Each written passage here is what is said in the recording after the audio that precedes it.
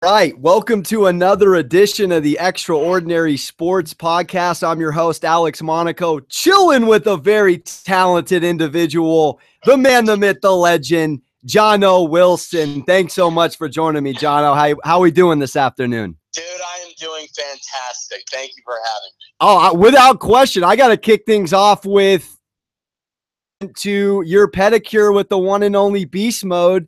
Shout out to the phenomenal show you got going on DraftKings, the assist. Mazel tov on the debut episode, my friend. Thank you. Yeah, it was that was a blast. Doing that episode was awesome.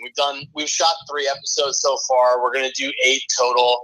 I was a little I got on set and the producers were like, hey, just FYI, Marshawn has no idea we're going to do a pedicure, so we don't even know if he's into it or not.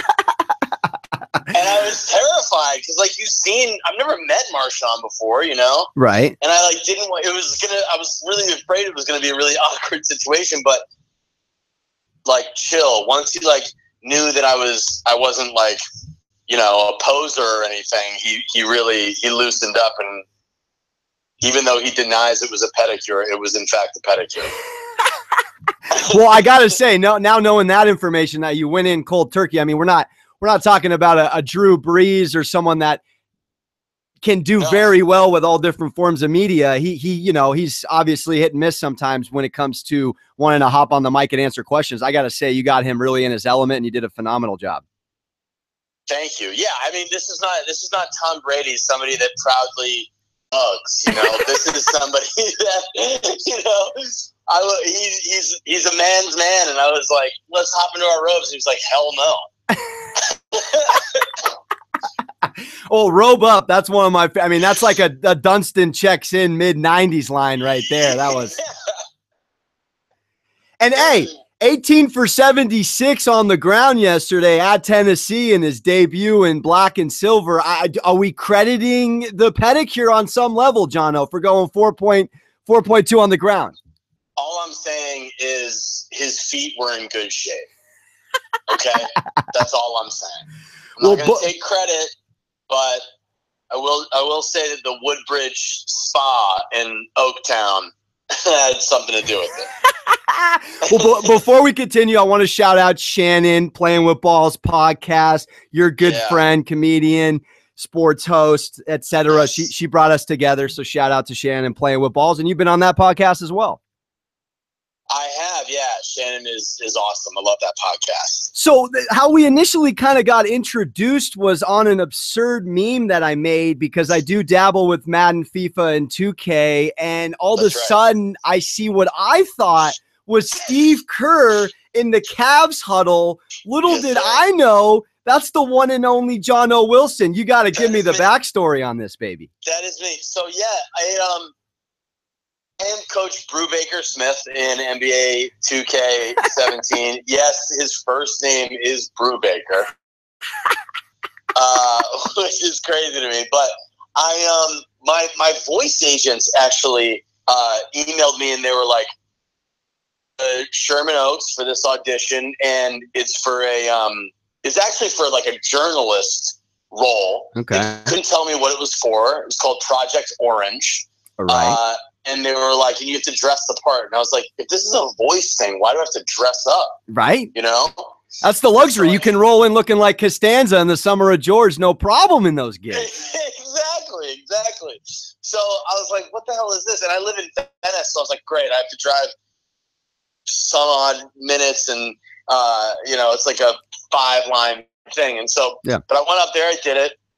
I got a call back. When I went to the callback, there were a couple more people in the room. One of the guys was Aaron Covington, who co-wrote the movie Creed. Oh, of course. And so they auditioned me, but he was like, you know what, forget the journalist stuff. Can you just kind of pretend you're in a huddle and start saying stuff? And so I kind of just got down, and I was like, what the hell are you guys doing out there? So what choice of coach, if you did you go, you went Stan Van Gundy with it sounds like? Well, at first they kind of directed me through it. So he was like, And then he kind of was like, he actually said Steve Kerr. And so I was more like, all right, guys, listen up. You're my Pippen. You're my Jordan. Let's just get this done, right? We all have mutual respect for each other, Right. Then I got a call, and they were like, okay, we can actually tell you what it is. It's NBA 2K. And then they were like, Michael B. Jordan's going to be in it. Hannibal Buress is going to be in it. Matt Walsh is in it. Wow. It was the first time they used like union actors to do it. And it was like the best job ever. They flew me up to just outside of San Francisco, and this huge sound stage, and we're doing like the motion capture stuff. It was dope. It's awesome. I'm good friends with the Bone Collector from Ball Up, as well as the Professor, and those guys do the handles for the game, or have done the handles. So small worlds colliding, Jerry. Worlds colliding. That is crazy. The Professor was on a couple, because when you play the game, they you can unlock them, interviews, and stuff. Yeah. That's fantastic. Yeah, how they do it, the whole backstory, and it's a lot. It's a lot of meat and potatoes. It's a serious. It's no joke. Crazy. They had a couple guys because, their Professor does the handles. They had a couple guys doing dunks that were used to be Harlem Globetrotters. Oh, there it is. And there were times where you have to go to practice and stuff, and I would have to be just kind of standing around, and I'd be in the suit and everything. And these guys are doing ridiculous dunks, and I just it was like a long day, and I got a little punchy, and I was just like, all right, okay, guys, concentrate on the fundamentals and dunk it. And they left that in. So if you're practicing and you start dunking it a lot, my character will start to scream, dunk it. I got to go play that NBA Blacktop 21 as soon as we hop off, see what's That's good. Right. There That's it is. Right. What a gig, though. That's tremendous. So segueing into kind of the sports and teams you're a fan of. So you're from Shrewsbury, Massachusetts. That's correct?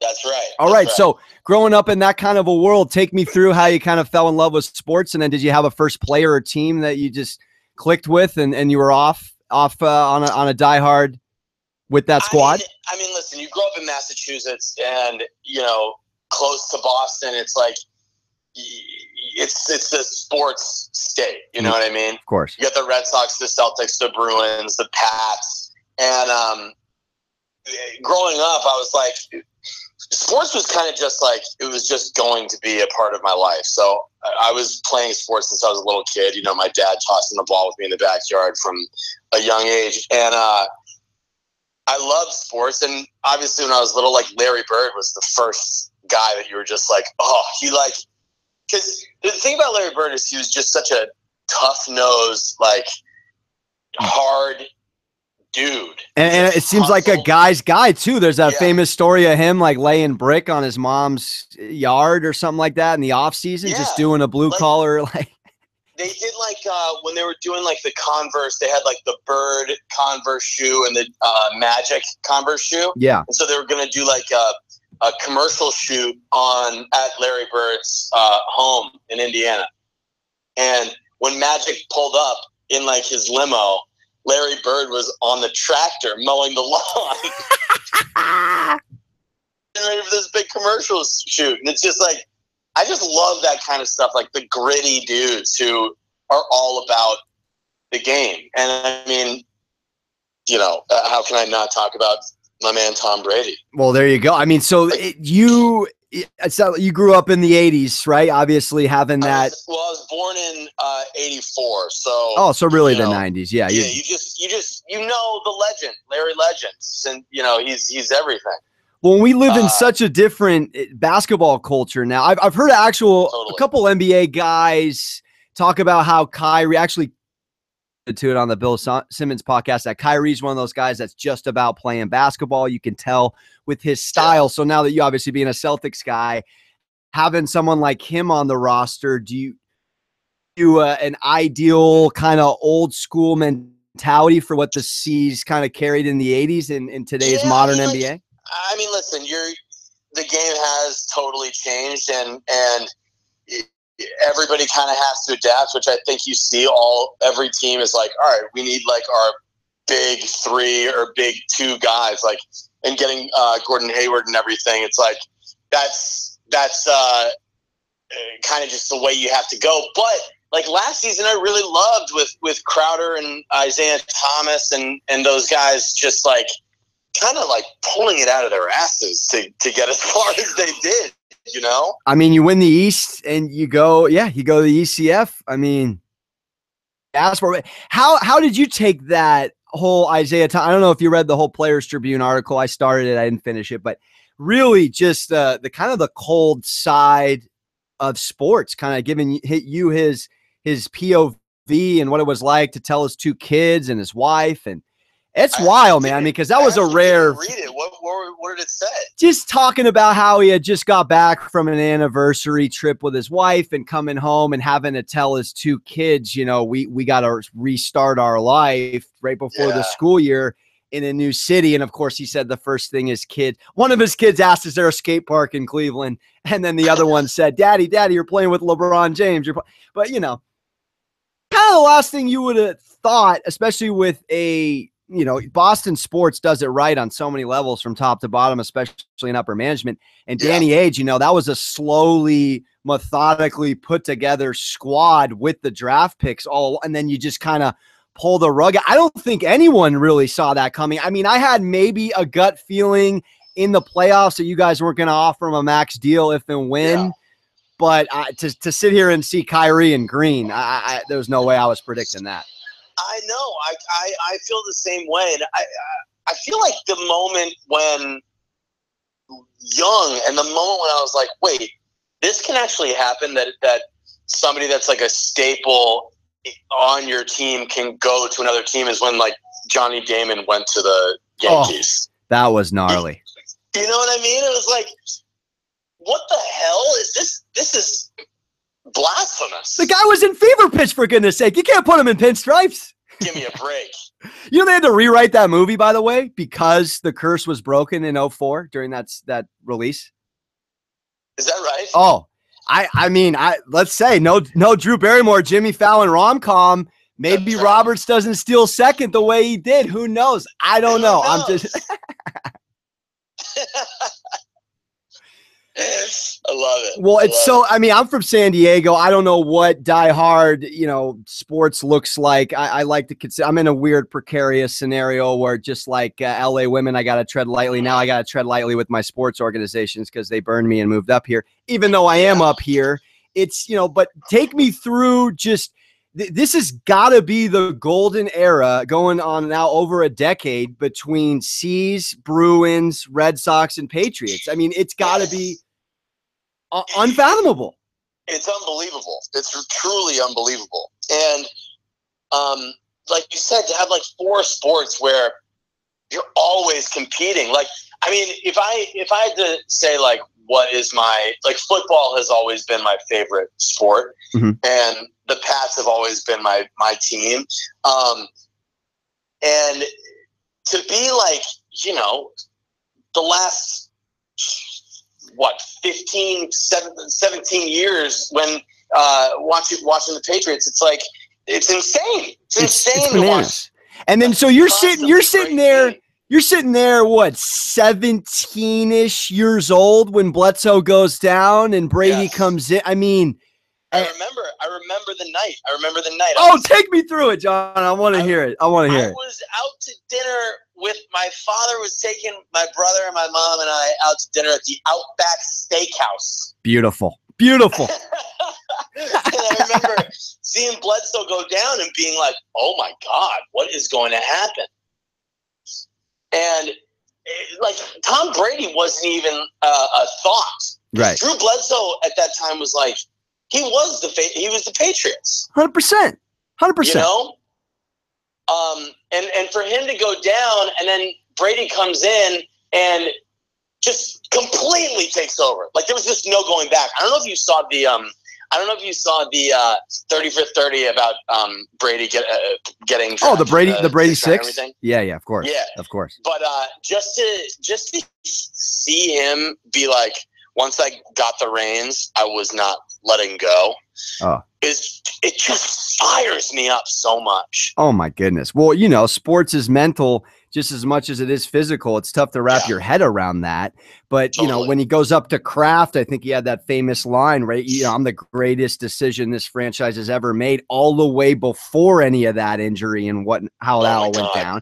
I mean, he had the belief in his heart and in his mind and the vision all the way through and through. And that's a beautiful thing about sports and an example for the rest of us to take into our own craft and everyday lives. 100%. I mean, like, listen, you like acting and doing comedy and everything. I swear to God, if you go see a stand-up comedian, 70% of if you're going to laugh at them is their confidence on stage. Wow. The minute that like an audience, and you can feel this as an audience member too, the minute that you can feel like a chink in their armor and the audience gets worried, the comedian's screwed.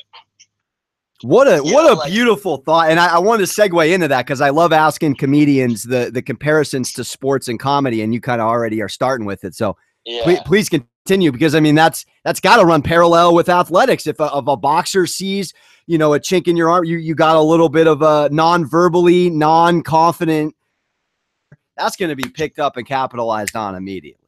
I mean, like, listen, this is like, if you remember like being in high school or, you know, even in, like in college, if there's like, I remember it happened to me like my freshman year of high school. We had our like math teacher was like 23 years old. Oh.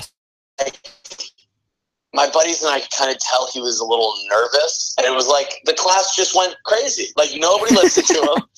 Everybody just screwed around the whole time. And it was because it was like, you have to like kind of command respect when you're in front of a group of people, no matter what you're doing. And if you are confident on stage, whether it's sketch or improv or stand-up, you put the audience at ease, they relax, it makes you relax a little bit, and then you can just play.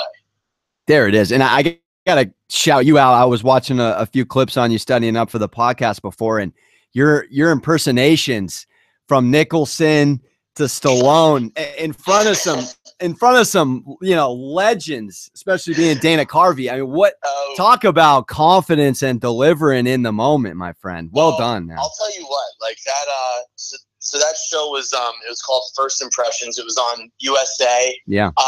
And Dana Carvey is the host, and then they have like a celebrity guest every episode. And my episode was Tom Arnold, and they basically improvised.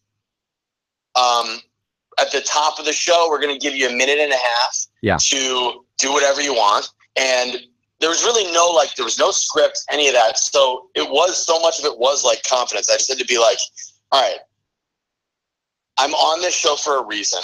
And so I'm going to be funny. Let's just do my thing. And thank God it went well. It went really well. I mean, and I kind of want to keep touching on that sports comedy. I love asking comedians, if you were to compare one sport or any sport that comes to mind to the art of stand-up, do you have any that pop up?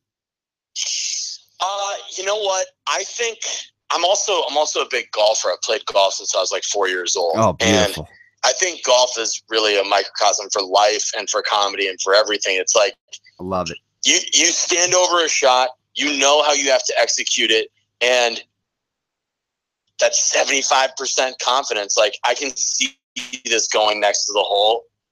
Usually it does really feel confident in what you've got, like your tools, you know what I mean? Yeah. So when you really know, when I'm like, I know this joke is funny, I know this will work, and then I have confidence in it, it's like, I've already won, you know? And also in relation to golf, it's really you versus you out there, and it's kind of the same on stage. Totally. I mean, it's, you know, it's you're not competing against other comedians. It's everyone's rooting for each other. It's you and the audience. It's you and the fairway. Yeah, I think that's a great addition too, because it is like in this career, a lot of people do get caught up with competition. Who's funnier? Who's the funniest? No one's like the funniest. It's all relative. It's like if you're doing your brand of comedy or you know, if you're a certain type of actor and you do your thing really well, that's all that matters. You can only, it's always, yeah, you're right. Like, it's always like, it's between you and your audience and you and, you know, your craft or whatever you're working on, whatever you call it, you know? Right. Well, that's the precarious thing, though, that we often battle with ourselves, just like an athlete. I mean, you go out there, maybe your first joke doesn't land, your first shot doesn't fall in the basket, your first, you know, your first tee, drive off the tee, slices a little. It's, can you touch on being able, both as a performer and an athlete, being able to stay in the moment, not letting your past joke or your past shot affect your next shot? I think that is an art and a craft in and of itself within the bigger beast. That's the best version of you. I mean, I think you said it. I think it's staying present.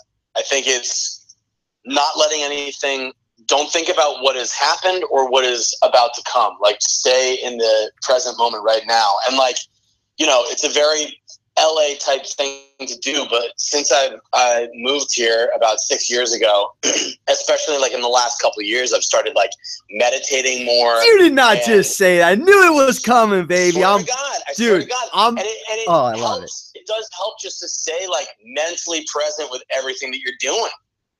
Believe it or not, I'm 3 years in, a little over 3, every day since 4/14/14, my friend. I am all about starting the morning. I don't need the coffee, but I will take it.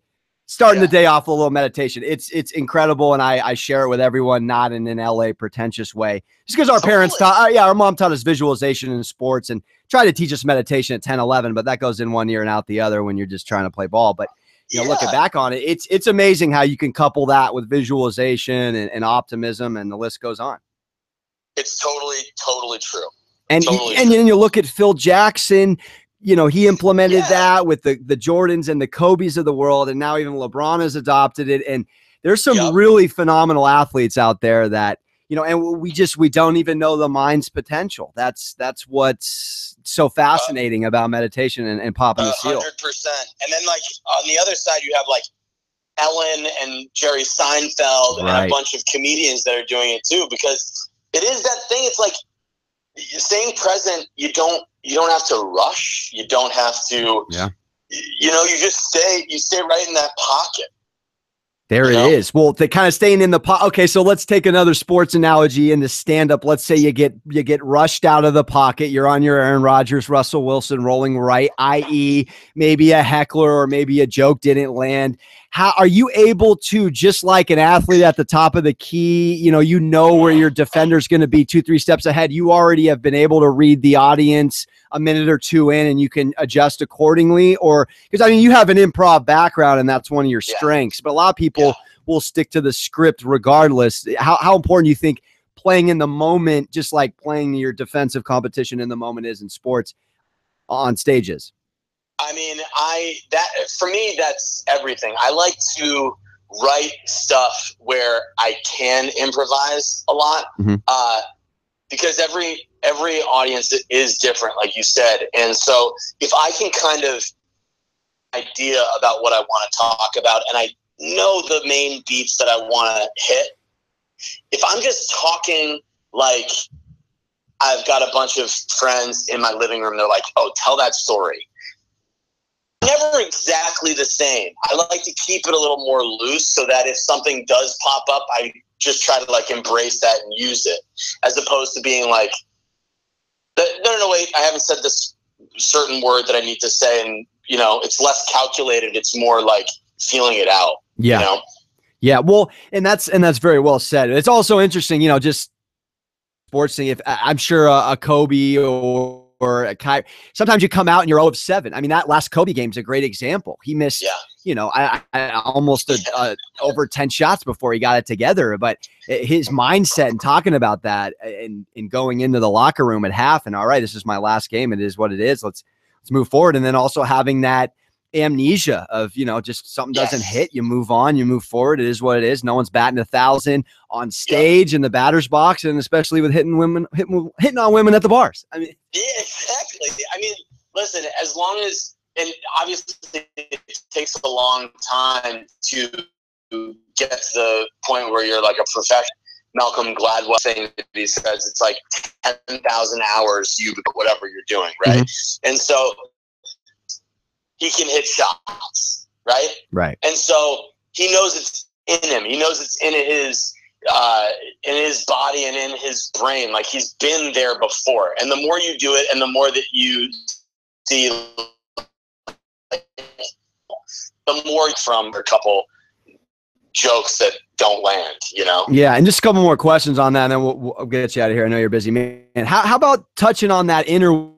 I'm jokingly say I'm a young Larry David. When you're in your athletes can get in their own head and you get in a slump. You can have a bad set. You know, what can you touch on that and talking yourself? I mean, you would think logically you don't want to activate something you have to deactivate in terms of negative self-talk, but it does happen to the best of us. And, you know, just comparing sports and comedy, it's something I think a lot of people you could touch on in your own personal experiences. I mean, listen, once again, it's the nice thing about comedy is that you can get up and do something every single night of your life if you want to. You know, there's always another chance, whether it's an open mic or if it's headlining at, you know, the Improv in Hollywood. And so that's one nice thing to know, that you always can improve. You can always fix that joke. Why did it go wrong? All right, let's take it apart and figure it out. And the other thing is, and you said it too, is like, it happens to the best of them. Mm-hmm. There has never been a comedian that has never bombed or never had an off night. Like, it happens to everyone. So you kind of just have to be like, listen, I'm in good company. I have some nights that are going well and I'm feeling it and I'm having fun and I'm like joyful on stage. Then you just like got to keep doing it. You know? Yeah, people do want to root for you inevitably. Yeah, yeah. And one more question, just kind of in regards to sports and comedy. You know, comedy and sports both teach us so much about life. Any life lessons, either growing up as an athlete or also now as a comedian, that you've taken away from the craft that you've learned life lesson wise and adopted, and then also like to share? And the first thing that comes to mind is just the fact that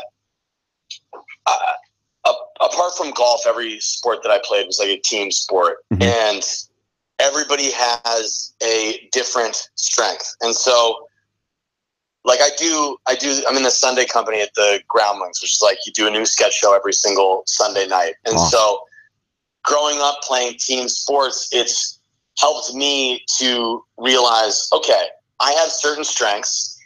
How do I use those to benefit our group to put on the best show? And again, it's not competition against each other. It's let's go out and make an audience laugh, because that's what we're here for. That's your job, you know. Do your job, as the Patriots would say. There it is. And the other thing is, like, just truly, I know this is so cliche, but it's like, believe in yourself and what you know you're good at. You know in your gut what you are capable of and what you can do and what you want to do. Yeah. Just go out and do it. I love it. On point, man. I appreciate it. You're firing me up over here. I'm ready to go play some subpar pickup basketball in West Hollywood right now. Just strap up your knee braces and get out there. There it is. Hey, one more question. Let's get a early NFL prediction. I know your Pats are coming off a tough L in front of the whole nation, but you know, as Belichick says, there's 2 seasons, before and after Thanksgiving. After watching most of Week 1, excluding the Monday Night Football games, what are you thinking? Or you can give me AFC, NFC championships too if you want. Off the dome. I'll make a statement that probably won't surprise most people that know Patriots fans. But the last 3 times that the Patriots lost their first game of the season, Super Bowl. Woo-hoo-hoo, there it is. So that's my prediction. Mic drop. He doesn't need any other of the NFL teams, baby. It's Pats or bust. That's right.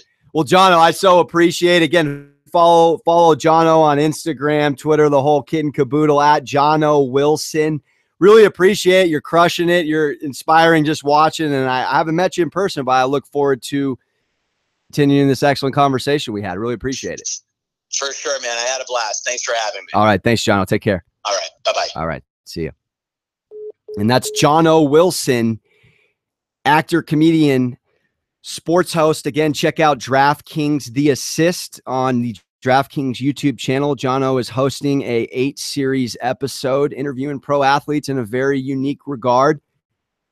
Debut episode was Marshawn Lynch getting a pedicure. So again, this is the Extraordinary Sports Podcast. I'm your host, Alex Monaco. Thanks for tuning in. We'll see you next time. Ta-ta real smooth.